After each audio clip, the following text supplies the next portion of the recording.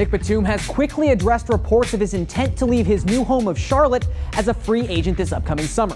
As stated in a piece by CBS Sports' James Herbert, Batum somewhat humorously diffused the speculation by Grantland's Zach Lowe, finally tweeting a Charlotte Hornets logo in an attempt to, quote, make it clear. Batum was traded to the Hornets earlier this offseason from Portland for former 9th overall pick Noah Vonleh and Gerald Henderson, making his hypothetical re-signing in Charlotte of the utmost importance to the organization.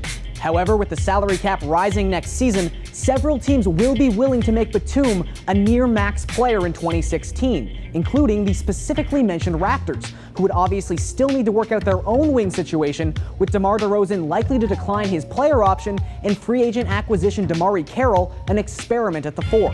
Also, coming off an injury-plagued season with career lows in points per 36 and field goal percentage, Batum has a few more pressing concerns than next summer.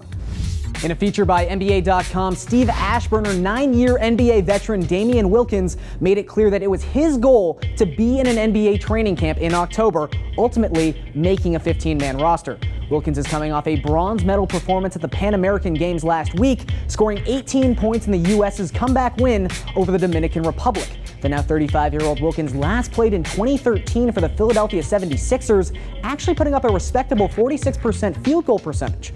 More recently, the Georgia product played in the D-League, China, and Puerto Rico last season in hopes of keeping his NBA dream alive. However, considering the massive praise of Mike Brown, an American assistant at the Pan Ams, and the apparent invite of Gonzaga coach Mark Few to join the Zags staff in the event of an opening, it would appear Wilkins' most likely path back to the pros is in a suit and tie.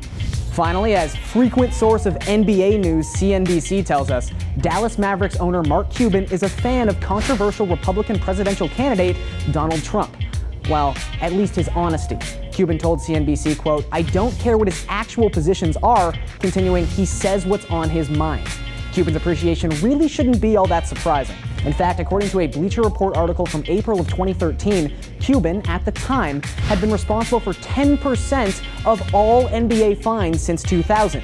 All other owners combined sat at 9%. The man speaks his mind. Still, one can only speculate as to how much more respect Cuban would have for, say, Joey Crawford, had Crawford been blessed with a luscious, wafty head of hair.